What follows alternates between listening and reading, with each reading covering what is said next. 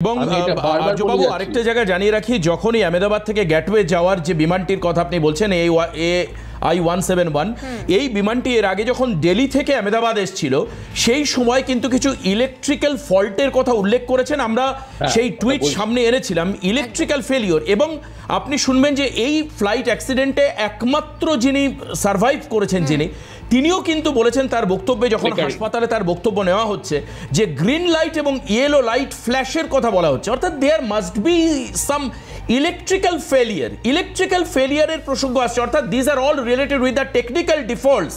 সেখানে কোনো রকম হিউম্যান এররের কিন্তু প্রশ্ন নেই। কিন্তু আর্যবাবু, আপনার কাছে আমার আরেকটা গুরুত্বপূর্ণ প্রশ্ন রয়েছে আমাদের পরের ব্রেকিংয়ে, সেটা একবার দেখাই।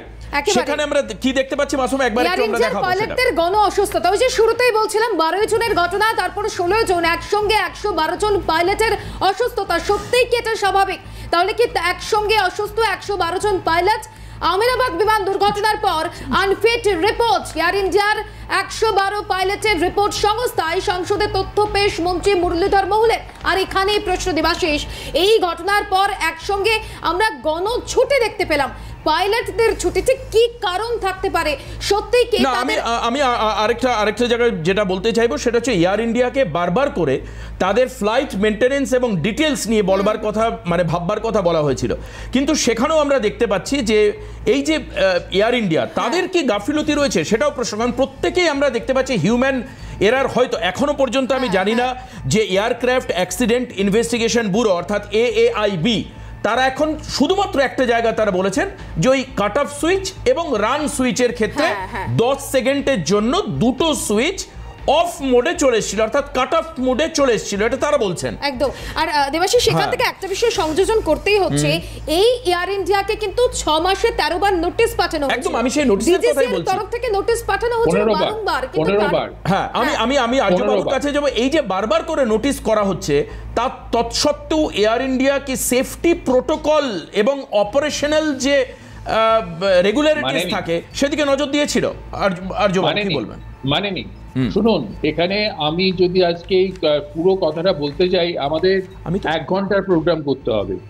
এখানে প্রথম কথা, 6 মাসে DGCA নোটিশ দিয়েছিল এয়ার ইন্ডিয়াকে 15 বার।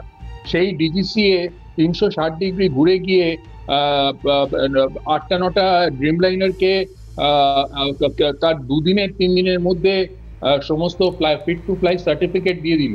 তার আগে একটা সার্টিফিকেট হয় আমাদের এয়ার ওয়ার্দিনেস, সেই এয়ার ওয়ার্দিনেস সার্টিফিকেটটা কোথায় ছিল? এই পার্টিকুলার এয়ারক্রাফটার। আর এই এয়ারক্রাফটার ক্ষেত্রে আপনারা জানেন, আমি আবার বলছি, পান্নুন যে থ্রেডগুলো দিয়েছিল সেটাকে রিলেভেন্ট রাখতে হবে। আমরা সেটাকে যেন না ভুলে যাই। কেননা আপনারা আবার মনে করুন, আমি যেটা আগে বলেছিলাম, যেটা আমাদের এতে হয়েছিল, নারিটা এয়ারপোর্টে হয়েছিল, এবং যেটা আপনার কনিষ্কা হয়েছিল বম্বিং, সেইখানে একদিনে 2টো ফ্লাইটের ওপরে এয়ার ইন্ডিয়ার অ্যাটাক চালানো হয়েছিল, খালিস্তানি উগ্রপন্থীরা করেছিল। নারিটা এয়ারপোর্টে যে এয়ারক্রাফটটা ছিল, সেইটায় যে বম্বটা ডিপ্লয় করতে যাচ্ছিল, সেই বম্বটা ট্রলির মধ্যে রাখা ছিল এবং ট্রলি বয় 2 জন প্রাণ হারিয়েছিল ওখানকার, জাপানে। তো সেই জন্যই লন্ডন গ্যাটউইক থেকে আরম্ভ করে, এটা সেফটির দিকটা বলছি, আমি অন্তর্ঘাতের দিকটা বলছি, গ্যাটউইক থেকে আরম্ভ করে, দিল্লি থেকে আরম্ভ করে আহমেদাবাদ অব্দি সমস্ত জায়গায় মেনটেনেন্স ডিপার্টমেন্টের একজনকেও ছাড়া যাবে না। কেননা ইঞ্জিন থার্স্ট, একজন প্যাসেঞ্জার, আপনাদের হয়তো মনে আছে, যখন এই ফ্লাইটটাই, এই এয়ারক্রাফটটা দিল্লি থেকে আহমেদাবাদে আসে, একদম সেটাকে অন্য 2 জন পাইলট চালিয়ে নিয়ে আসেন। তো সেই সময় একজন প্যাসেঞ্জার একটা ভিডিওগ্রাফি করেছিলেন, সেইখানে ইলেকট্রিক্যাল প্রবলেম ছিল, সেই জন্য ইঞ্জিন থার্স্টটা ছিল না বলে ইঞ্জিন থেকে নেওয়া হয়, এয়ার কন্ডিশনিং ইস্যু ছিল। তো শুধুমাত্র কিন্তু